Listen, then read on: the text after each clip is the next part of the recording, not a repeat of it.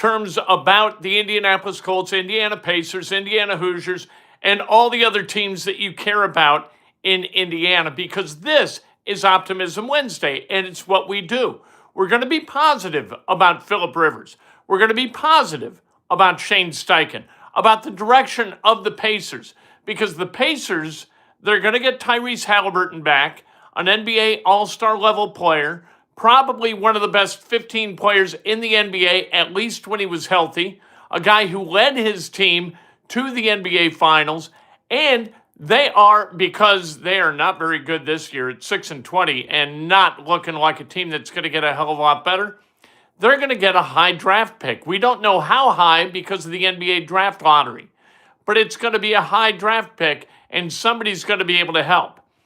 The Pacers are going to head in the right direction after this sudden swale. We're going to talk about Indiana University football. Memorial Stadium is going to get a facelift. I participated in a survey yesterday about Indiana University's stadium and what are the needs for the fans. I don't want these things to be overpriced, but they got to pay for themselves, and it is about money, and the players get money these days, so by buying seat licenses and things like that, we're actually supporting the product that we demand continue to operate at this high level. This is Breakfast with Kent for Wednesday, December 17th, 2025, brought to you by the great people at Today's Dentistry. Dr. Mike O'Neill's the best dentist in the world. He's been my only dentist for over 30 years. Make him your dentist. You can do it today. You got a hole in your mouth, he's got a hole in his schedule. Make the call, 317-849-2933. Ask for Julie, tell her that Kent told you to call.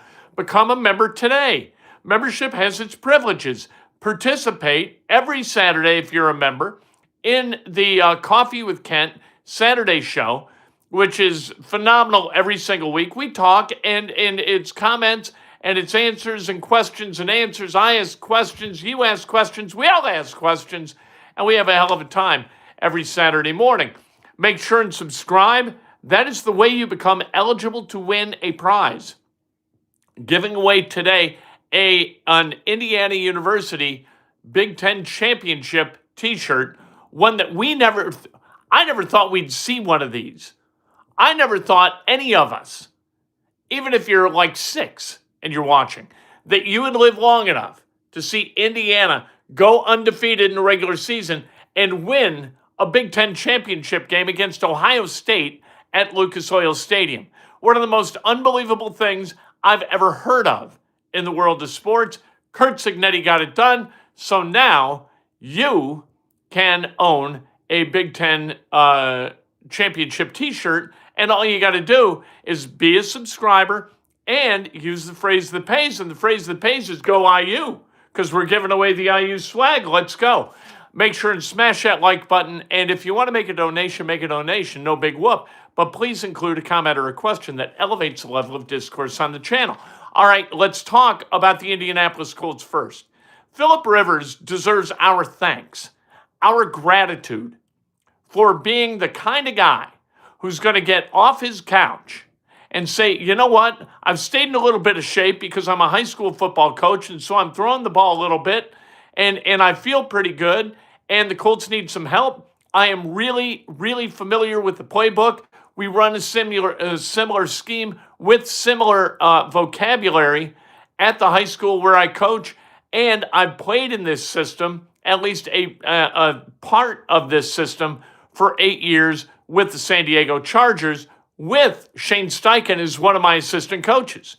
So coming in with Steichen in a place where he's familiar, sees familiar faces, Jonathan Taylor, Michael Pittman Jr., Quentin Nelson, Braden Smith, although he's done for the season now.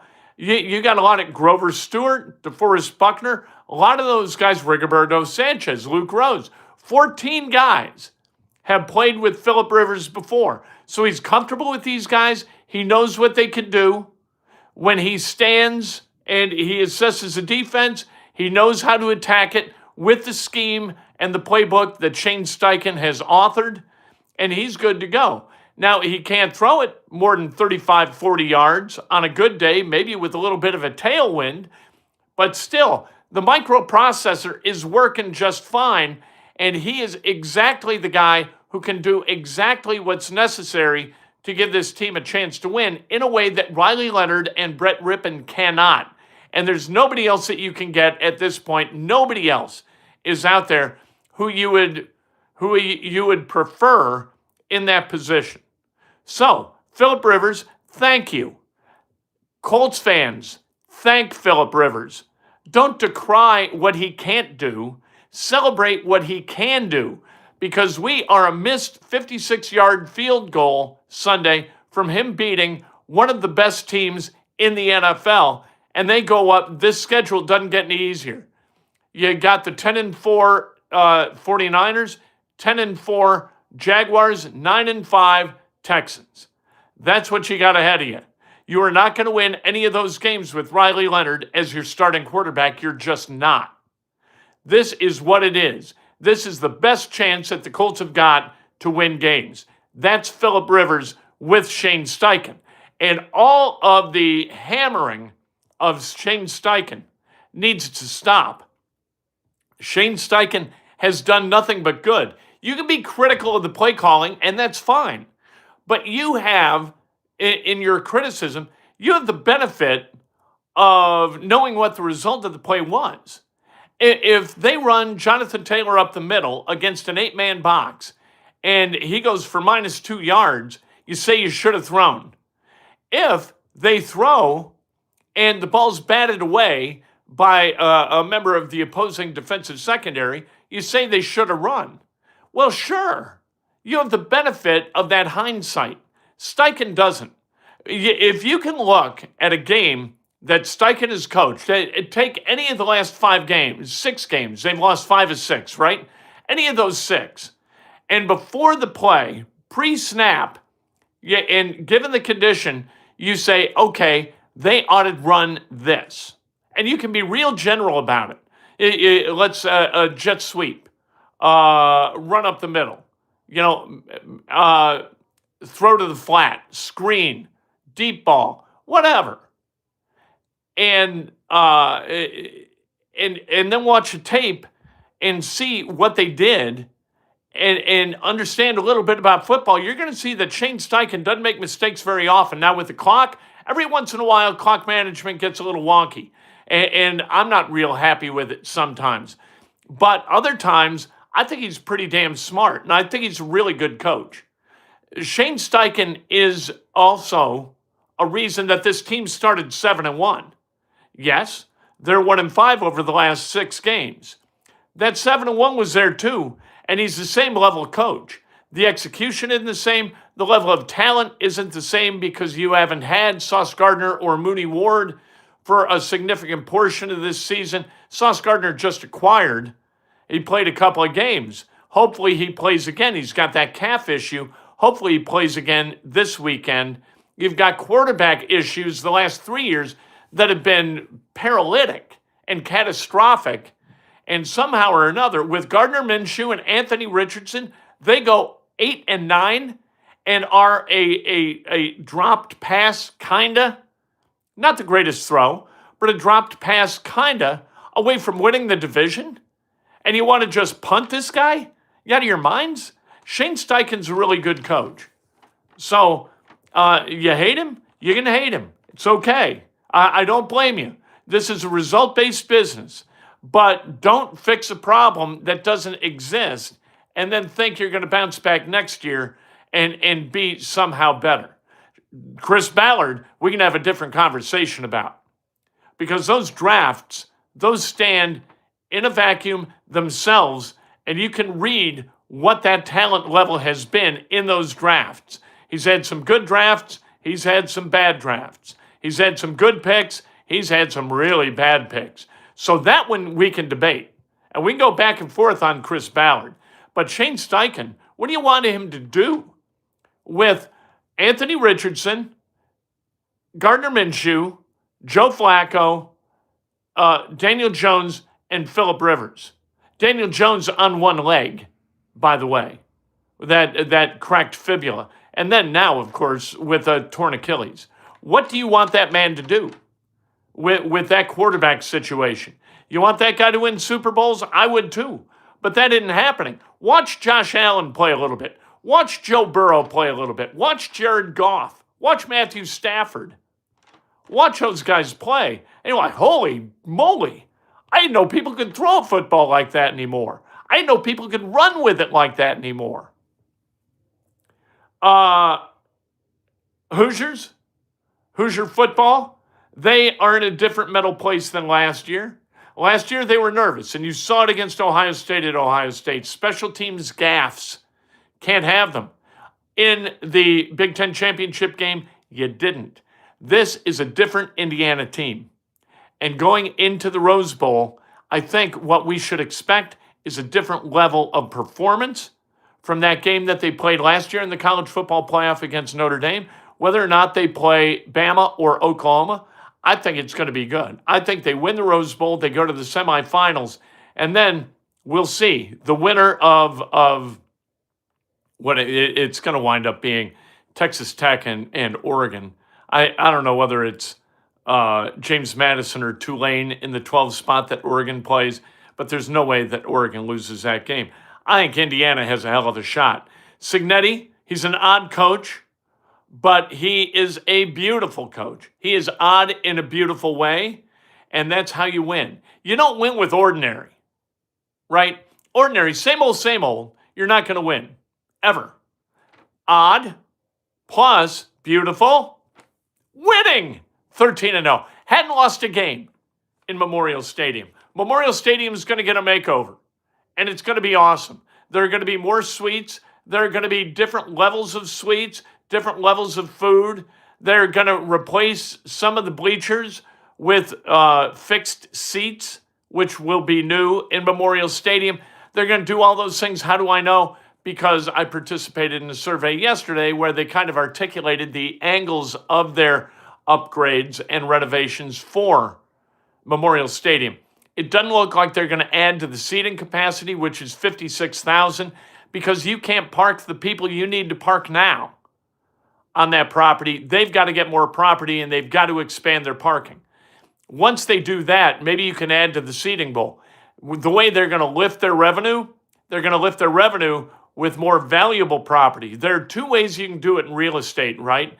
You can get more property and build more homes, or you can take the property you got and develop it, build it, enhance it, and that's what Indiana football is going to do with Memorial Stadium. You're going to have like living room suites, which are going to be nice.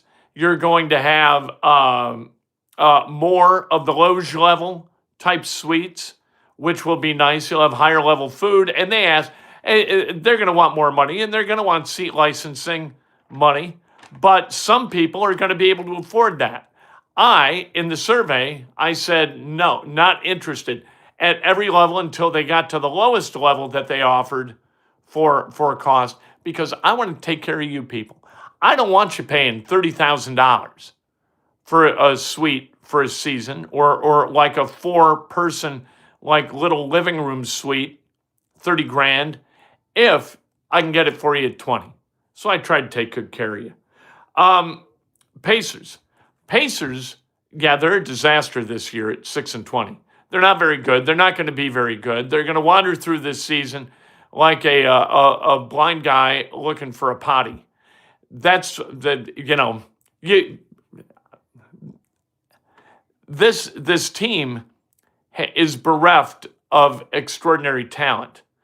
And several of their guys, with Nesmith, Toppin, Halliburton. Halliburton's going to be out the entire season. Toppin out until likely February. Nesmith maybe coming back with relative dispatch. Those guys can play. And losing those guys really kind of takes the guts out of your team. And so this year's not going to be good. They're not going to get to 500. They're not going to go to the playoffs. They're going to get a functional basketball player who can help immediately. We don't know where that pick's going to be in the draft, that first-round pick, but it's going to be in the lottery. And when you're in the lottery, you got a shot at number one. And if they get number one, all of a sudden this team, instead of being a little talked about franchise in the middle of a basketball crazy state, you're going to be witnessing a rebirth. Phoenix rising from the ashes, Indianapolis rising from the ashes, right? That's what you're going to get with Halliburton back and whoever this first round pick is, assuming Kevin Pritchard makes the right choice, he and Chad Buchanan, and I believe that they will. Indiana basketball, we got cupcakes, baby. Cupcakes, I tell you. And those cupcakes are going to be delicious over the Christmas holiday. They play Saturday, they play Monday. They've got Chicago State Saturday. That game's going to be on Big Ten Plus. And then on Monday night, they play Siena. I have no idea where Siena is. Do you have any? I know where Chicago State is. That's pretty self-evident. But Siena, I don't know. I know burnt sienna, the Crayola crayon color. Maybe the soil is burnt sienna colored at Siena, and I still would have no clue where that university would be. Let's celebrate some birthdays, shall we? Michael Herman celebrating a birthday. Edward Comstock, Michael Dwyer, Raymond Bowles celebrating a birthday. Angela Dalton Salinas, happy birthday. Jerry Hyman, happy birthday. James Swanson, happy birthday. Gregory Waltz, Brett Moreland, happy birthday. And Craig Cinnamon, happy birthday. Andy Deemer, Scott Reed, the great Scott Reed, celebrating a birthday. Happy birthday to Scott. And Carol Stemler, celebrating a birthday. If today's your birthday, you celebrate like hell. If it's not your birthday, you celebrate somebody else. That's best done with an honest and specific compliment. Lift each other up. Don't pull each other down. This is a new day. We're just starting a new streak of employee injury-free days. This, I assume the rest of the day will go as well as the first 20 minutes or 16 minutes and 56 seconds have. Yesterday, I fell off this stool. Honest to God, fell off the stool as I was grabbing for these hurriedly before the live started because I wanted to ring the bells. It was Two Bell Tuesday.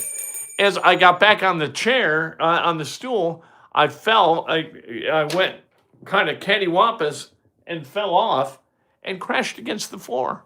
My wife was not sure I wasn't having some kind of a health episode until I started talking. And then she knew he's okay.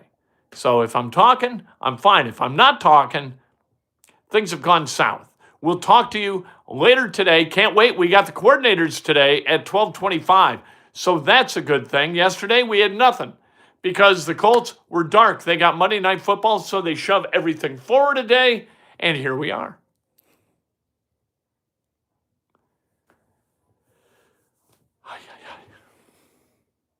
Hey, what happened here?